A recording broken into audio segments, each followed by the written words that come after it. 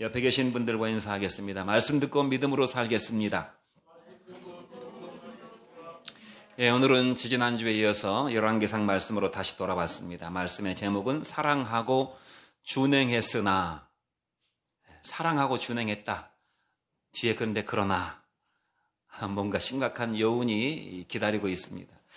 이 시간 말씀을 들을 때 귀로도 하나님의 말씀을 경청하시고 눈으로도 저를 통해서 말씀하시는 하나님을, 저와 아이 컨택, 눈맞춤을 잘 하셔서 은혜가 새나가지 않도록, 마귀가 와서 은혜를 빼앗지 못하도록 집중하시기를 주의 이름으로 축원드립니다. 지난번에 메시지는 심판받는 죄인들이라고 해가지고 4명의 심판받은 죄인들이 나왔죠. 첫 번째가 아도니아, 두 번째는 아비아달, 세 번째는 요압 장군, 네 번째는 시므이가 나왔습니다. 짧게 한마디씩 이렇게 설명을 드리면, 아도니아는 스스로 왕이 되려고 하는 교만죄에 결국은 심판을 받은 사람이었고, 교만죄. 그 다음에 아비아달은 잘 가다 끝에 가서 미끄러지는 사람, 인내하지 못한 사람이었습니다. 신앙에서 인내가 얼마나 중요한가를 보여주는 것이죠. 잘 하다가 마지막 한 걸음에서 미끄러지면 다 아무 소용이 없다고 그랬습니다. 세 번째 요압은 처음부터 거듭나지 못한 사람. 그런데 교회 출입은 정말 뭐라 그럴까요? 잔뼈가 교회에서 굵은 사람이었기 때문에 다윗의 측근 중에 측근이었지만 실상 이 사람은 속이 변화되지 못했던, 거듭남의 체험을 하지 못한, 거듭나지 못하고 교회만 어려서부터 계속 다닌 사람, 그래서 장로도 되고 목사도 된 그런 사람이었다고 볼 수 있어요. 거듭남이 중요하다 그 말입니다. 마지막 네 번째 시므이는 기회주의 신자의 전형이었다고 그랬어요. 세상과 하나님에게 양쪽 다리를 걸쳐놓고 눈치 보면서 자기 유익을 구한 사람이었다고 그랬습니다.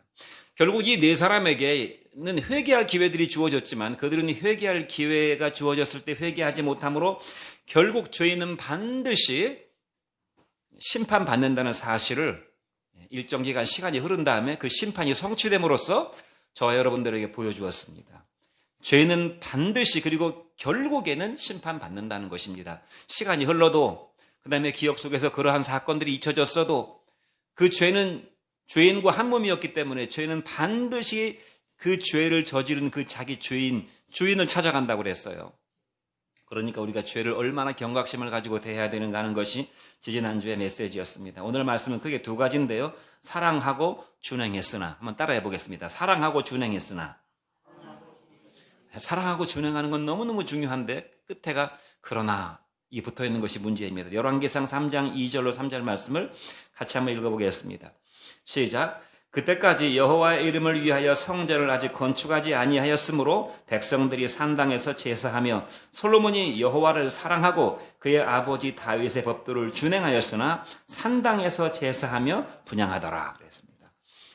본문의 역사적인 배경은 솔로몬 성전이 아직 완공되지 않았습니다. 지금 한창 건축이 막 진행되고 있었어요. 성전과 함께 솔로몬이 기거하는 솔로몬의 왕궁도 함께 건축되고 있었고, 왕궁의 여러 성읍의 그 주변 시설들도 지금 한참 공사 중이었습니다. 그러한 공사 중에 일어난 에피소드입니다. 그런데 이 에피소드를 성경이 말씀하고 있으면서 뭐라고 말씀하고 있냐면, 백성들이 어떠한 상태였고 솔로몬은 어떠한 상태였는지 백성들과 솔로몬의 영적인 상태를 서술해주고 있어요. 백성들은 어떤 상태였는가 하면, 성전이 아직 준공되지 못했기 때문에, 성전이 건축되지 못했기 때문에 백성들이 산당에서 제사하더라. 산당에서 제사했다는 사실을 말씀하고 있어요. 이것은 굉장히 유의미한, 뒤에 반드시 이것은 어떤 결과를 가져오는 그런 멘트입니다. 산당에서 제사했다. 그냥 이스라엘 백성들이 성전이 준비되지 않았기 때문에 그냥 예배드렸다가 아니라 산당에서라고 하고 거기에 방점을 찍어서 말씀하고 있어요. 솔로몬도 마찬가지입니다. 솔로몬도 성전이 아직 건축되지 않았기 때문에 여호와를 사랑하고 다윗의 법도, 자기 아버지가 전해준 하나님의 말씀을 준행하였으나 그러나 산당에서 제사하며 분향하였더라. 이렇게 또 뒤에 그러나, 영어 성경 NIV 성경에는 except that. 그러니까 다윗이 하나님을 사랑하고 하나님께서 말씀하신 법도들을 철저하게 준행했으나, 그러나 이것은 제외하고, 뭘 제외했습니까? 산당에서 제사하고 분향하는 것은 제외하고, 나머지는 하나님을 사랑하고 하나님 말씀을 정말 모범생처럼 잘 지켰다. 이렇게 말씀하고 있어요. 그러나라고 하는 건 뒤에 살펴보기로 하고, 참고적으로 이 시기는 어떤 시기인가 하면 솔로몬이 왕이 된 한 4년 정도의 세월이 흘러갔습니다. 솔로몬 성전은 7년 6개월 정도에 걸쳐서 준공되었다고 뒤에 성경에 나오고 있어요. 솔로몬의 왕국은 13년 걸쳐서 준공되었고, 그러니까 솔로몬이가 4년 왕위에 오른 지 4년부터 성전을 짓기 시작했으니까 11년까지 아직 완공이 되지 않았으니까 왕된 지 한 4년에서 한 11년 그 사이에 지금 일어나고 있는 일입니다. 성전 공사가 한창 진행 중이었기 때문에 이 솔로몬의 심령에 내가 아도니아의 정말 아도니아가 왕이 될 수밖에 없었던 세상의 그런 대세를 하나님이 다 물리치셔서 결국 나를, 순번으로 따지면 내가 왕이 될 순번이 아닌데 하나님이 나를 지목하셔서, 많은 왕자들 가운데 나를 지목하셔서 왕을 세워주신 건, 그것도 어떻게 보면 자기 어머니하고 자기 아버지 다윗은 그야말로 정상적인 결혼 관계였다고 보기가 어려운 그런 전력이 있음에도 불구하고 내가 왕이 된 것은 정말 그야말로 하나님의 은혜였다고 하는 그런 은혜에 대한 감사가 지금 막 살아 있습니다. 은혜에 대한 감사가 막 마음속에서 흘러넘치고 있어요.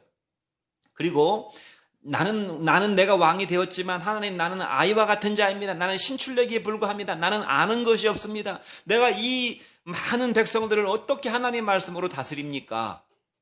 그렇게 하나님 앞에 자기 자신을 고백하는 걸 보면 굉장히 겸손하고 지금 영적으로 긴장하고 있다 그 말입니다. 영적으로 겸손하고 감사하고 지금 긴장 상태예요.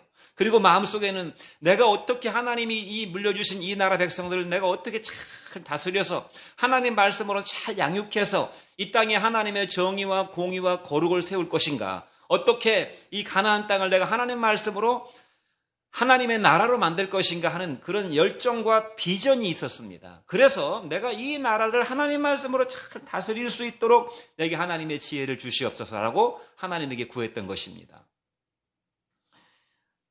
솔로몬의 마음속에 지금 이런 은혜가 살아있다 그 말입니다. 지금 성령이 충만하고 말씀이 충만하고 은혜가 충만하고 비전이 충만한 그런 상태예요. 그래서 성경은 전체적으로 물론 뒤에 그러나 하나님 말씀을 준행했으나 뒤에 뭔가 여운이 남아있긴 하지만 전체적으로 이 성경에 나오는 오늘 열왕기상 3장 말씀을 보면은 전체적으로 솔로몬을 굉장히 칭송하고 있습니다. 성경이.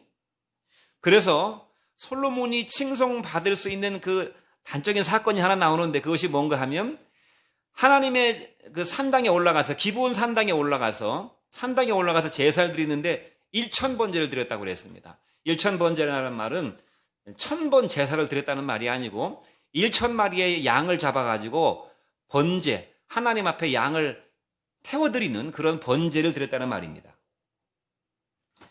그것을 하나님은 굉장히 기뻐하셨습니다. 솔로몬의 그러한 마음의 감사와 은혜와 어떤 비전과 하나님을 향한 열정과 지금 성전을 짓고 있는 하나님의 전을 건축하고 싶어하는 그런 솔로몬의 열심을 굉장히 기뻐하셔가지고 밤에 꿈에 나타나셨어요. 솔로몬의 꿈에 나타나셔서 솔로몬아 내가 내게 무엇을 줄까? 하나님이 너무너무 기분이 좋으셔가지고 내가 내게 무엇을 줄까? 내게 구하라. 하나님께서 말씀하시니까 솔로몬이가 지혜를 주옵소서. 그러니까 하나님께서 지혜를 주실 뿐만 아니라 그 지혜는 사람이 따라올 수 없는 지혜였고 거기다 더해서 부귀영화의 전무후무한 부귀영화의 축복까지 부어주셨다는 내용이 바로 오늘 본문의 말씀이에요. 솔로몬에 대해서 부정적인 내용이 없어요. 솔로몬을 칭송하고 있다 이 말입니다. 그러므로 우리가 솔로몬의 이 기사를 통해서 첫 번째 배울 점이 있습니다. 배울 점이 무엇인가 하면 역시 신앙의 본질입니다. 신앙이란 무엇인가? 믿음이란 무엇인가? 하나님을 기쁘시게 한다는 것은 무엇을 말하는 것인가? 신앙의 본질은 솔로몬이 어떻게 했다고 그랬습니까? 솔로몬이 하나님을 사랑하고 그의 아버지 다윗의 명대로 하나님의 계명을 준행하였다. 그랬잖아요. 하나님을 사랑하고 하나님의 법도를 준행하는 것이 신앙입니다. 하나님을 사랑함으로 하나님의 법도를 준행하는 것이 신앙이다 그 말입니다. 예수님께서도 뭐라고 말씀하셨습니까? 너희가 나를 사랑하면 나의 계명을 지키리라 그랬어요. 나를 사랑하면 나의 계명을 지키게 될 것이다. 그러니까 자연스러운 수순이라 그 말. 사랑하면은 그 법을 지킨다. 사랑하면 계명을 지킨다. 그러므로 이것은 쉬운 것이라고 그랬습니다. 뭐든지 사랑하면 그 사랑하는 증거를 드러내서 행동하는 것은 그리 어렵지 않습니다. 우리가 자식을 사랑하니까 자식을 위해서 수고하는 것은 그렇게 어렵지 않아요. 하루 종일 직장에 나가서 일을 하고 받은 월급으로 자식 학비도 대주고 휴대폰도 사주고 하는 것은 어렵지 않다 그 말입니다. 왜냐하면 자식을 사랑하니까. 사랑해서 행하는 것은 어렵지 않아요. 그러나 사랑하지 않는데 뭔가를 의무적으로 하라고 하는 것은 굉장히 어려운 일입니다. 이것은 하기가 정말 불가능할 정도로 어려운 것이. 사랑하지 않는데 해야 되는 것. 남편을 사랑하지 않는데 남편을 밥을 해줘야 되는 것. 의무감으로 하는 건 너무너무 하기 싫죠. 사랑하지 않아서 하는, 하나님도 마찬가지. 하나님을 사랑하는 마음은 별로 없는데 율법적으로 하는 거예요. 의무적으로 하는 거예요. 사람의 시선 때문에 하는 거예요. 그러면 그 신앙생활은 너무너무 고달프고 괴롭다 그 말입니다. 그러므로 율법주의는 고달픈 거예요. 주님께서 수고하고 무거운 짐진 자들아 다 내게로 오라 내가 너희를 쉬게 하리라고 말씀하셨을 때 수고하고 무거운 짐진 자들이라고 말씀하신 것은 세상에서 밥 먹고 살느라고 힘들게 일하고 돈 벌고 부대끼고 하느라고 지친 사람들아를 말하는 것이 아니고 율법을 지키느라고 수고하고 고생하는 사람들아.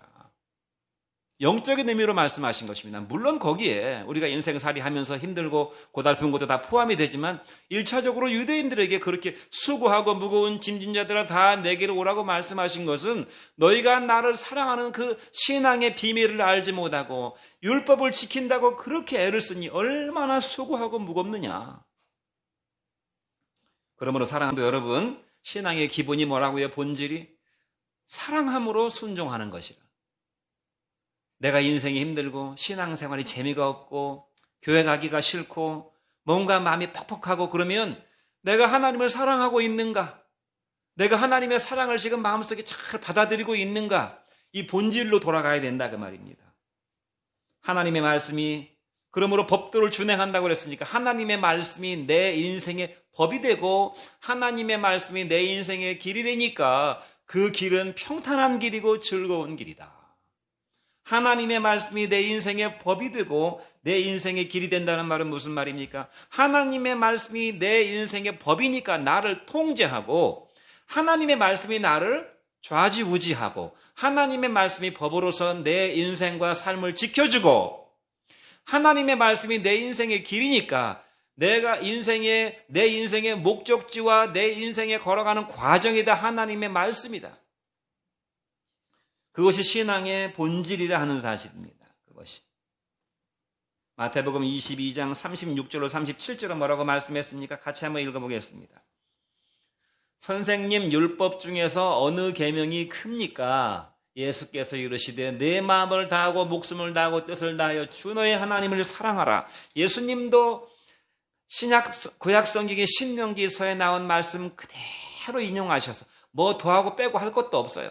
그냥 신명기 말씀 그대로 예수님도 계명 중에 가장 큰 계명이 우리가 최우선으로 지켜야 되는 계명이 무엇입니까? 그러니까 마음을 다하고 성품을 다하고 힘을 다해서 너의 하나님을 사랑하라.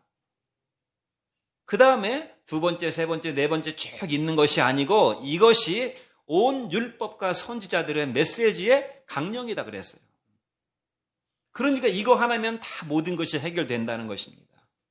하나님을 사랑하는 사랑의 법, 하나님의 사랑을 받는 사랑의 법, 모든 건 사랑의 법으로 통하는 것이에요. 그러면 행동은 자연스러운 결과로 이어지는 것이다 그 말입니다. 항상 우리가 하나님을 사랑하고 있는가, 하나님의 사랑이 내게 잘 공급되고 있는가, 이 사랑의 본질적인 측면을 체크해 봐야 될 줄로 믿습니다. 신앙과 인생의 본질, 가치는 하나님을 사랑하는 것이고 하나님의 말씀이 내게 법이 되고 길이 돼서 법도가 되는 것이라고 그랬어요. 내 인생과 내 가정에 하나님을 사랑하는 것이 법이 되기를 주의 이름으로 축원드립니다. 내가 무엇을 해야 되지? 하나님을 사랑하는 것이면 된다 그 말입니다.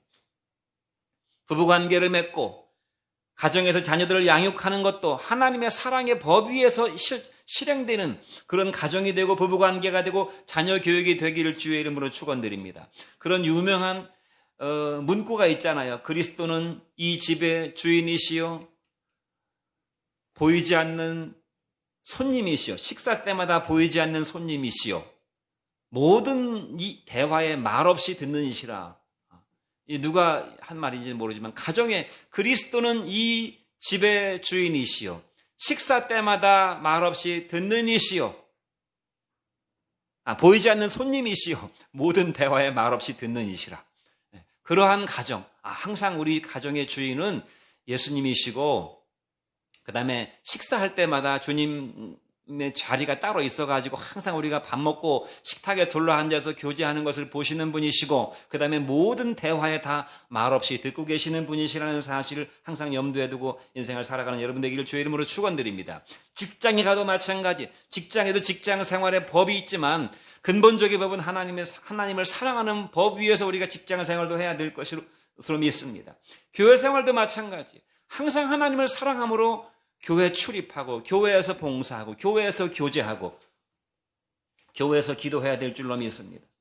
하나님을 사랑하는 것은 우리 인생 문제의 열쇠예요. 여러분, 인생 문제가 너무나 복잡하고 다단하죠. 많은 문제들이 있지만 항상 근본으로 돌아가서 하나님을 사랑해야 되겠다, 하나님을 사랑하는 데서 인생의 문제를 찾으면 다 해답이 보일 줄로 믿습니다. 행복의 비결도 마찬가지예요. 행복의 비결도 여러 가지 우리 행복을 순간순간 빼앗아가는 것들이 많이 있지만, 우리가 하나님을 사랑하는 대로 다시 돌아가면 금방 다시 우리 속에 행복이 깃들이게 됩니다. 가치 있는 삶을 사는 방법의 그 토대도 하나님을 사랑하는 데 있어야 될 줄로 믿습니다. 무엇을 하든지 하나님을 사랑하는 데 여러분의 삶의 기초를 세우시기를 주의 이름으로 축원드립니다.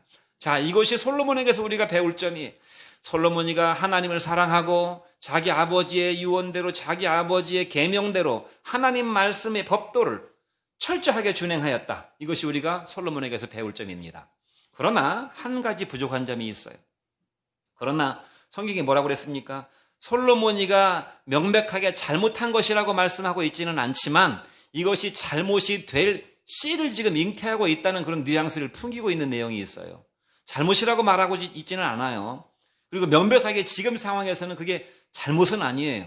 그러나 준행하였으나 그랬죠. 사랑하고 하나님의 법도를 준행하였으나 예외가 있었다는 것. 그것이 무엇입니까? 솔로몬이가 애굽 여인과 결혼했다고 그랬어요. 3장 1절에 시작할 때 애굽 왕 바로와 더불어 혼인 관계를 맺고 그의 딸로 아내를 삼았다고 그랬죠. 이 말씀이 왜 기록되었겠습니까? 솔로몬에게 여러 명의 아내가 있었는데 이것이 나중에 문제가 된다 그 말입니다. 지금은 문제가 안 되지만. 그 다음에 산당에서 제사하였더라. 그러나 산당에서 제사하였더라.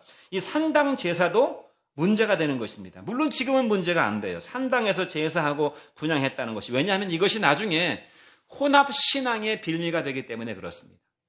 신앙이 처음에 지금 이 솔로몬이가 은혜가 충만하고 감사가 충만하고 겸손하고 영적으로 두려움이 있고 긴장감이 있고 하나님을 향한 열정과 비전이 있지만 이것이 끝까지 가지 않는다 그 말이에요. 그래서 나중에 혼합신앙, 신앙이 혼합돼 버립니다. 신앙의 생명은 순결 아닙니까? 거룩이잖아요. 그런데 여기에 찌꺼기들이 들어오기 시작한다 그 말입니다.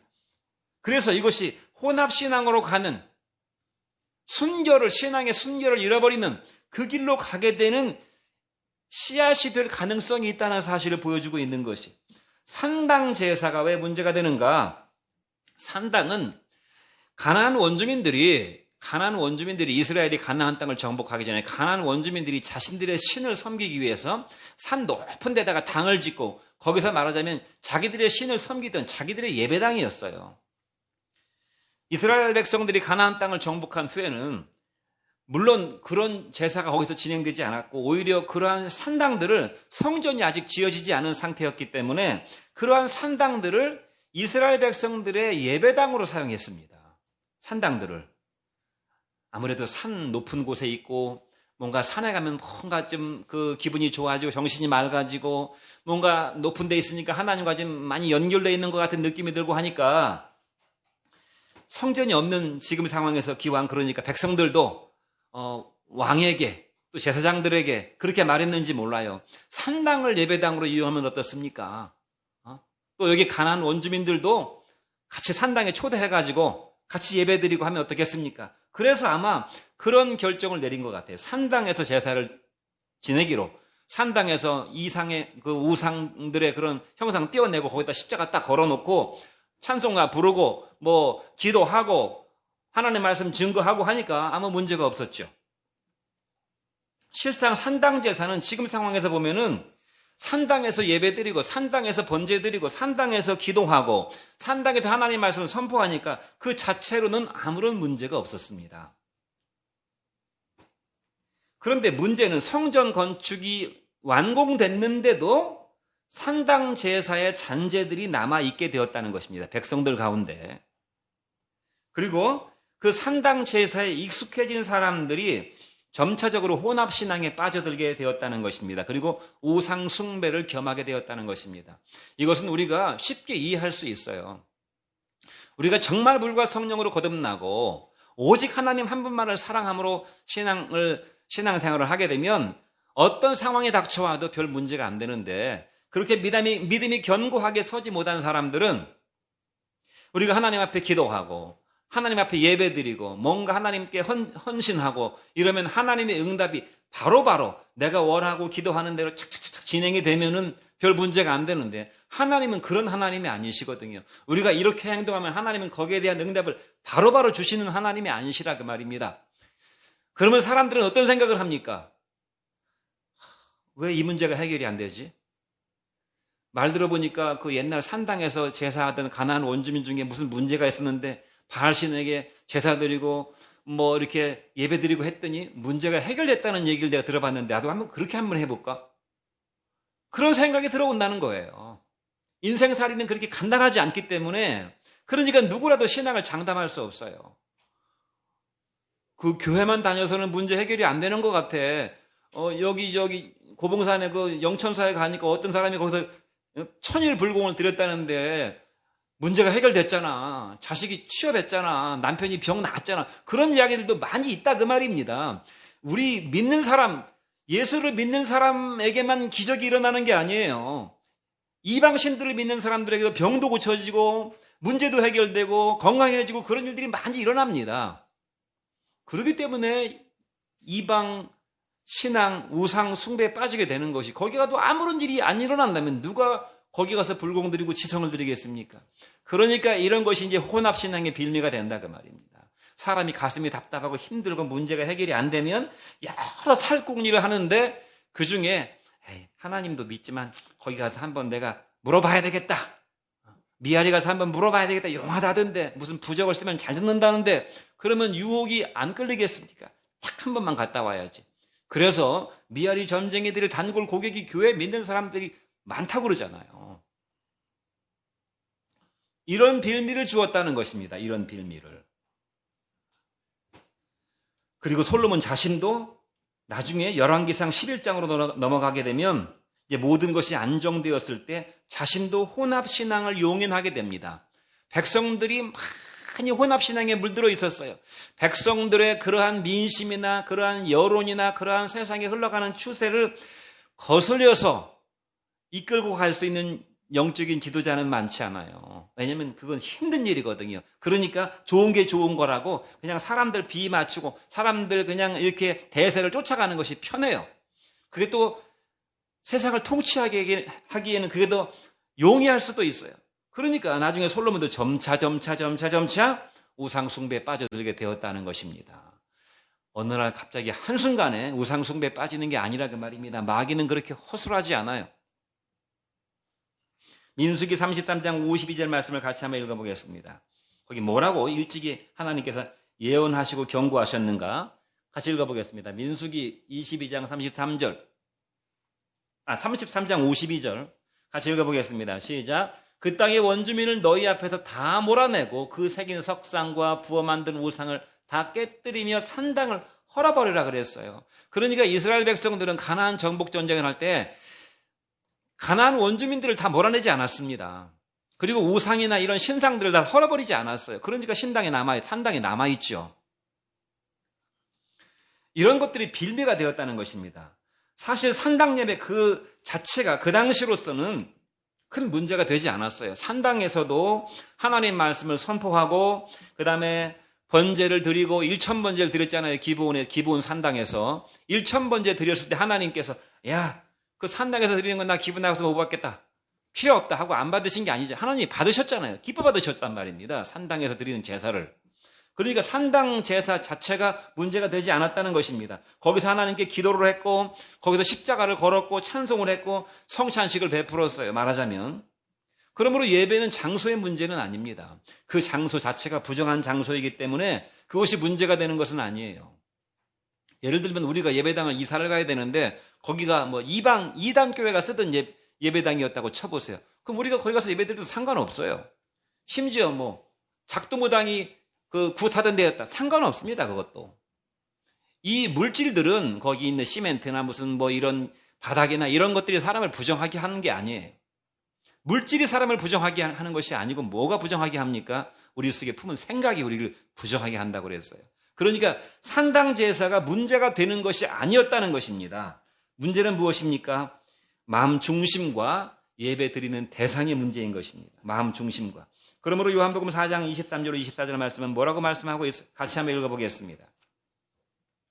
요한복음 4장 아버지께 참되게 예배하는 자들은 영과 진리로 예배할 때가 오나니 곧 이때라. 아버지께서는 자기에게 이렇게 예배하는 자들을 찾으시느니라. 하나님은 영이시니 예배하는 자 영과 진리로 예배할지니라. 그러니까 예배의 본질은 예배 장소가 아니고 산당이든 무슨 회당이든 무슨 성전이든 그게 중요한 것이 아니고 예배는 영과 진리로 예배하는 것이 예배의 본질이에요. 하나님께 예배하는 자들은 영과 진리로 예배하라. 그러니까 누구를 예배하는가? 그 다음에 무엇으로 예배하는가? 성령과 하나님의 진리의 말씀으로 예배 드리는 것을 하나님은 기뻐 받으신다는 것입니다. 성령과 진리가 충만하다면 장소나 여건은 문제가 안 돼요. 만약에 그리고 환경과 내 자신의 심령을 성령과 말씀에 의해서 컨트롤할 수만 있다면, 다스릴 수만 있다면 그것이 문제가 안 됩니다. 산당 예배가. 문제는 무엇입니까? 그런데 나중에 열왕기상 11장으로 넘어가면 거기 이제 성경의 사실들이 기록되어 있는데 산당 제사가 우상 숭배 본거지가 되고 결국 이스라엘이 멸망하게 된 망국의 빌미가 된다는 사실이에요. 그러니까 솔로몬도 산당 제사를 드리는 그것이 자기가 말씀과 성령이 늘 충만해서 하나님 뜻이 분명하고 비전이 충만해서 어디에서 예배를 드리든 또 백성들을 하나님 말씀으로 잘 컨트롤했으면 문제가 안 됐지만 점차 그러한 영역이 떨어져 갔다는 것입니다. 그럴 때는 이제 환경이 문제가 되는 거예요. 환경이. 아가서 2장 15절 말씀을 같이 읽어보겠습니다. 시작. 우리를 위하여 여우 곧 포도원을 허는 작은 여우를 잡으라. 우리의 포도원에 꽃이 피었음이라 그랬어요. 자, 이것은 포도원이라고 하는 하나님의 왕국이 있습니다. 하나님의 교회 공동체가 있어요. 이것을 허는 작은 여우가 있어요. 그 개구멍으로 들락 날아가면서 거기 들락 날아가면서 포도 열매를 다 따먹고 포도 이파리를 다 망쳐놔요. 포도 농사를 망쳐놓는 작은 여우니까 뭐 와서 따먹으면 얼마나 따먹겠습니까? 처음에는 얼마 안 따먹겠죠. 그러나 들락 날아가면서 계속 포도 농사를 망쳐놓는다 그 말입니다. 그 작은 여우를 잡으라고 그랬어요. 여러분의 신앙과 인생을 헐어버리고 여러분의 신앙을 부실하게 만들어버리고 좀 먹는 작은 여우가 무엇입니까? 그런 것이 있는지 없는지 한번 잘 살펴보세요. 내게 남아있는 산당 제사가 무엇인가 한번 잘 살펴보세요. 지금 당장은 큰 문제가 안 될 수 있습니다. 지금 당장은 큰 문제가 안 돼요. 그러나 제가 감히 단언컨대 산당과 여우가 바로 이런 것들일 것입니다. 예배를 소홀히 하는 것입니다. 예배를 소홀히 하는 것. 예배에 참석하는 걸 소홀히 하거나 예배를 참석해도 마음 중심으로 신령과 진정으로 하나님께 예배하지 않고 그냥 시간만 때우다가 돌아가는 이런 하나님을 경홀히 여기는 예배가 바로 작은 여우고 산당 제사예요. 예배 그 교회 지체 의식이 소홀한 사람들. 내가 이 교회 지체다. 내가 이 교회 팔이고 내가 이 교회 다리고 내가 이 교회 얼굴이고 이런 지체의식이 소홀한 사람, 하나님 말씀을 경청하고 묵상하는 일에 소홀한 사람, 기도하고 전도하는 일에 소홀한 사람, 이런 것들이 바로 내 인생의 포도원, 내 신앙의 포도원을 허무는 작은 여우이고 뒤에 나중에 내 신앙을 헐어버리는 산당 제사가 될 수 있다 하는 것입니다. 이것이 바로 한국 교회 지금 트렌드입니다. 예배를 소홀히 여기지요. 지체의식이 별로 없지요. 말씀 경청하는 것을 소홀히 하지요. 묵상은 이미 사람들 속에서 영적인 묵상이라는 것 단어 자체가 굉장히 낯선 단어입니다. 기도도 많이 죽었지요. 전도하는 것도 거의 몇몇 사람을 제외하고는 전도하는 일에 관심이 없습니다. 자, 이런 것들이 신자의 삶을 급속도로 세속화시켜 버린다는 것입니다. 급속도로. 그러므로 사랑하는 성도 여러분, 하나님을 사랑하고 준행하였으나가 아니라 하나님을 사랑하고 준행하였다라고 마침표를 딱 찍으시는 여러분 되시기를 주의 이름으로 축원드립니다. 나는 하나님을 사랑하고 준행하였다. 하나님의 법도를 준행하였다. 마지막으로 하나님의 지혜를 구하라. 열왕기상 3장 4절로 5절 말씀을 읽어보겠습니다. 이에 왕이 제사하러 기브온으로 가니 거기는 산당이 큼이라. 솔로몬이 그 제단에 1000번제를 드렸더니 기브온에서 밤에 여호와께서 솔로몬의 꿈에서 나타나시니라. 하나님이 이르시되 내가 내게 무엇을 줄까? 기브온 산당에서 1000번제를 드리니까 이 1000번제라고 하는 것은 하나님과의 관계를 회복하고 하나님에게 우리가 불태운다는 표현을 쓰잖아요. 세상 표현에도 불태운다는 건 무엇입니까? 나의 모든 걸 불태웠다. 나의 모든 걸 바쳤다는 말입니다. 번제라는 말은 나를 바친다 그 말이에요. 나를 불태워서 하나님께 드릴 수는 없으니까 대신 짐승을 불태워서 나를 하나님께 헌신하겠다고 하는 헌신의 결단이 1000번제가. 그러니까 온전한 결단을 하나님 앞에 번제로 표현하니까 하나님이 기뻐하셔서 나타나셔서 내게 구하라. 내가 내게 무엇을 줄고. 그러니까 솔로몬이가 뭘 구합니까? 하나님 나라를 위한 지혜를 구했습니다. 세상사와 이 복잡한 세상사와 인간사 속에서 선악을 판단할 수 있는 그러한 지혜를 주옵소서. 우리가 세상에 매몰돼 살아가고 바쁘게 정신없이 살다 보면은 선악을 판단을 잘 구분하지 못하고 무엇이 옳고 그른지를 구분하지 못하고 그냥 세상에 동화돼서 살아가기 쉬우니까. 더군다나 솔로몬은 그 많은 백성들을 하나님 말씀으로 잘 다스려야 되는데 내가 바르게 하나님의 공의와 진리를 세울 수 있도록 내게 하나님의 지혜를 주옵소서. 그러니까 하나님이 크게 기뻐하셔서 네가 부귀영화를 구하지 아니하고 하나님의 나라를 위해서 지혜를 구했으니 내가 내게 부귀영화, 전무후무한 부귀영화도 함께 주리라. 이렇게 말씀했습니다. 세상에 귀한 것들이 많이 있고 탐나는 것들이 많이 있죠. 하나님께서 여러분들에게 네 소원 두세 가지만 말해보거라. 그러면 여러분은 무엇을 하나님께 소원으로 빌겠습니까? 하나님 이것 좀 들어주세요라고 뭘 구하겠습니까? 무엇을 구하시겠습니까? 세상에 귀한 것들이 많고 탐나는 것들이 많이 있지만 그러나 하나님의 지혜를 구하시는 여러분 되시기를 주의 이름으로 축원드립니다. 하나님의 지혜를 구하세요. 하나님의 지혜. 마지막 남는 것이 바로 이 지혜이기 때문에 그렇습니다. 마지막 나를 지켜주는 것. 내 인생의 모든 가치를 하나님 앞에 다 이렇게 업그레이드 시켜줄 수 있는 게 무엇인가? 하나님의 지혜예요. 성경 말씀이 뭐라고 말씀했어요? 모든 인생이 풀과 같고 그 모든 영광이 풀의 꽃과 같으니 풀은 마르고 꽃은 떨어지되 오직 여호와의 말씀은 세세토록 있도다 그랬잖아요. 인생은 다 풀처럼 시들어버리고 그가 추구했던 모든 부귀영화도 다 풀의 꽃처럼 떨어져 버리지만 오직 하나님의 말씀만은 세세무궁토록 있다고 그랬으니까 영원한 가치이신 하나님의 말씀을 구하시는 지혜를 구하시는 여러분 되시기를 주의 이름으로 축원드립니다. 기도하겠습니다. 은혜로우신 우리 하나님 아버지